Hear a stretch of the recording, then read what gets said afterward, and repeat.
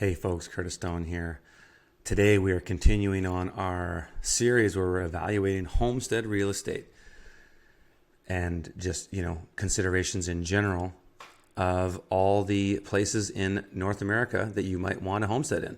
So we're going through every single state and every single province in Canada. And today we are going to look at Kansas, the great state of Kansas.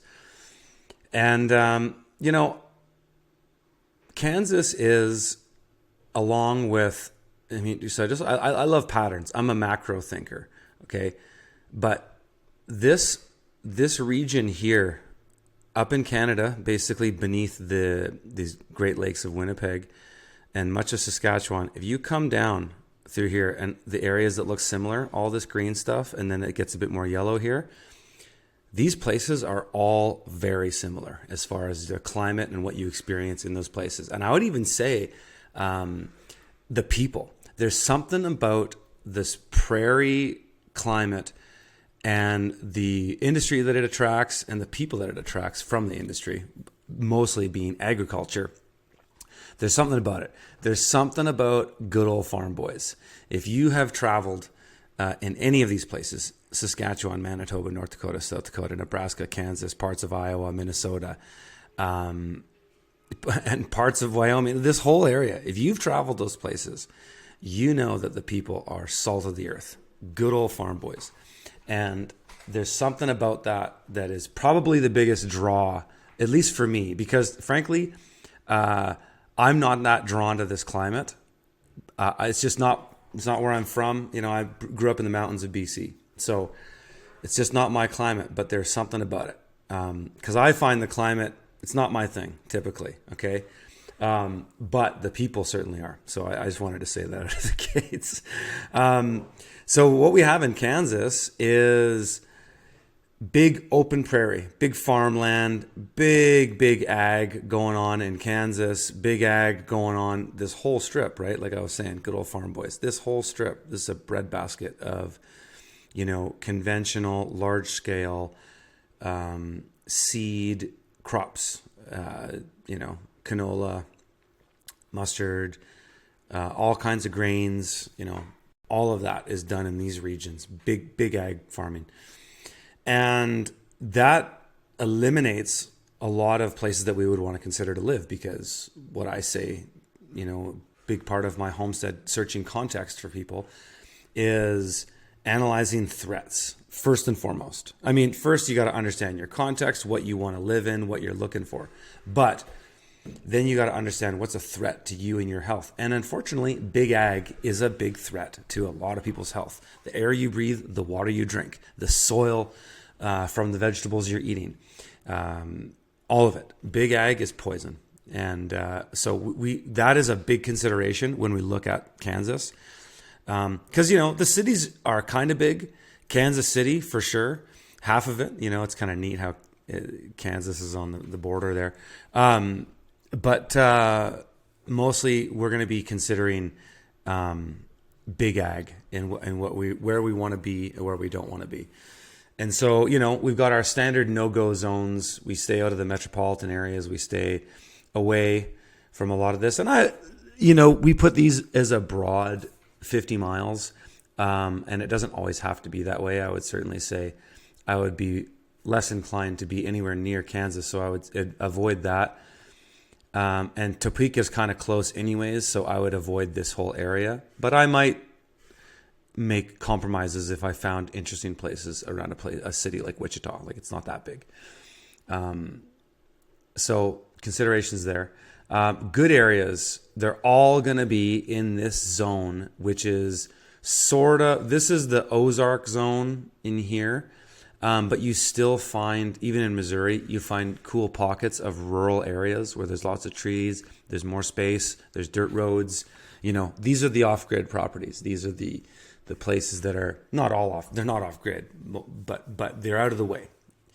And so that's the only place in this whole state of Kansas that we're going to be interested in. And it is what it is, right? I mean, just look at it. Come in out here in Kansas. This is just BSK, which is a semi-arid desert. It's rough, and it's all made possible by large-scale agricultural irrigation projects, which are vulnerable, which can be turned off. And so I don't think anywhere in this area, it's also, the climate sucks. Like, it's windy as hell out here. It can be really hot and dry. And yeah, it's just dry. And so it's, look at Western Texas, same thing. It's just like nobody. Have you ever flown over here? I've flown over this direction many times from, either Dallas or San Antonio, come in this direction, and it is desolate. You're just going, man, there's nobody in Texas. But as soon as you start coming into here, San Antonio is beautiful. It's green, right? And so it's the same type of patterns all up in here. So the best places in Kansas are going to be in those green zones, right? But Kansas is still fairly flat and fairly very, very, very populated. I mean, you zoom in here, it's all quarter sections. They're just roads in a grid pattern, square, right? So when you see consistent grid patterns, whether you're looking at the topography by, changing the angle on your Google Earth, when you see those grid patterns, you can be sure that land is very flat. There's some exceptions for little lakes and stuff, but they even make semi-bridges to keep that grid pattern going. So that is evidence of flat land. And with that comes advantages and disadvantages. Disadvantages obviously being wind, but advantages being that it's easy to develop and make things happen on the land for your homestead when it's flat. So there's, disadvantages and advantages. But I would say, out of these areas, look at this. This little zone we picked here in Kansas might only really be this zone here. I would only look at this little area here. This looks like a neat little spot. Some cool little towns. You can probably get all the amenities you need. There's some rural zones in here. And it's cool. It's cool to be able to go into two different states right there. It's kind of neat. You can go right to Missouri. You can go right down to Oklahoma there. That's kind of cool. That gives you some flexibility in some ways. Gives you access to things in some ways. So, there in here, this is the only place I'd be looking, is in this little rural pocket. I wouldn't even consider this, near some of these tributaries might be all right. Well, that's kind of weird. But by and large, I want to avoid all of this just open, exposed area. There's no trees. It's windy as hell. And you got tornado risk in Kansas as well, right? So anything we look at is always out of Tornado Alley. Tornado Alley it's kind of in here. And of course, people in here get tornadoes, but there, the areas where there's the biggest amount of tornadoes, it's kind of in there. It's less in these treed areas because trees provide shelter. And so that's Kansas, there's just not a lot of trees. It's a lot of big ag. You want to be where the trees are, in the high ground, where the topography gets dynamic. These kinds of things are critical. They help your way of life. Trees. I could go on for hours about trees and how much they shelter us and clean the air, and they're everything. They keep moisture in the ground. Trees and forests create springs. They create suction in the soil that can bring water to the surface. So you want to be near trees. The way I look at it too, in a really macro way, is that I want to be closer to God's creation than man's creation. And so thus I want to be closer to more nature than cities and concrete. Though, hey, we need cities and concrete to get the things that we need, right? But where I want to spend my time, that's where it is. And so that's what I encourage people to do, is think about those things, because there's so much risk to your health living out in this stuff. Not only the weather out here, more exposed and windy, but this is all big ag. It's just, look at this, center pivots. When you see center pivots, that is a sign of large-scale industrial agriculture.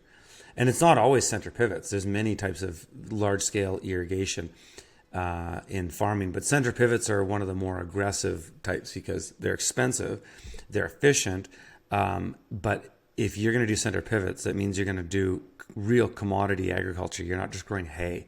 Like people who are doing silage and hay generally aren't doing center pivots. Center pivots is for production, industrial agriculture. So that's always a telltale sign that that's what's going on in that area. So like I wouldn't even want to consider living in property here. There's no privacy. 2, you're on the direct route out of the cities. So in a shit hits the fans scenario, people flooding out of the cities because they have to get resources to live, right? And the cities are tapped out. So they got to go out. Where are they going to go? They're going to ransack all the farms that are around cities for sure. And so you don't want to be in there. Not to mention all the other chemicals and perhaps poisonous water you're drinking. But even here you can get into some neat little spots in here. Though it looks like there's some, this might be oil and gas drilling there. But look at this, some neat little spots in here, some cool little acreages. Look at this, getting onto this river. You want to make sure you're out of the flood zone. And let's see, you can do that by you go in, you zoom in. Let's find out where we can clearly see the river. Okay, right there. What's the topography here? I look on the bottom right of my screen. It says 420. That's meters. And then I go down here, 416. So that's 4 meters difference. So that's times 3. So that's 12 feet from here to there. So I might want to be a little higher than the river. But you can get the flood information from the municipality here. And it'll show you the records that they have of where it's flooded. That's where government information is very useful, is they have all these records that you can access openly. You just have to request them. And sometimes they make you fill out a FOIA, or an access to information is what they call it in Canada. But you can get them. And so anyways, that's information you can find. But that's what I would look at, in some of these. This is kind of neat. Some kind of small farm. So you can see there, this is they've put drainage in here. So that's drain tile that's been put in there to help move the water in the path of least resistance along the tributary that was already there. So there was already that contour pattern there. But the soil here is really heavy in Kansas, as it is in all of this region up to Saskatchewan. The soil is very thick and clay. And in Missouri, it'll rain and the water will just sit in the soil. And so that creates all kinds of problems. So farmers will put drain tile in, and then it'll help move that water a lot faster along that tributary in the path of least resistance. So that's what that is when you see that on maps, on farms. But that's Kansas. Get in the trees, get out of the big ag. It leaves you, not a lot of places to consider, and they're pretty much all along the border to Missouri there, and a little bit into Oklahoma. So that's it, folks. If you guys like this stuff, check out the link in the show notes here. It takes you to a web class where I'll teach you 3 tips and tricks on how to find property and avoid big mistakes using Google Earth Pro. And it's a handy little tool if you want to look for property and you're serious about it. This is going to save you hundreds of hours of time, maybe even thousands, depending on how long you've been looking and how much longer you plan to look. But these kinds of tools can help you accelerate that process, but also be more effective in your search and identify threats right away and eliminate those properties off your list. That's what you want to do. Once you have your list, your short list of where you want to go, the first thing you want to look for is eliminate threats. And so that's why we end up with this information. I go, okay, well, forget the cities, forget big ag, and then I start looking in there. And so those kinds of tools are there for you to leverage your experience looking for property. Anyways, folks, if you guys like this stuff, smash the like. Let me know in the comments where you think we should go next, and let me know what you think. All right, see you in the next one.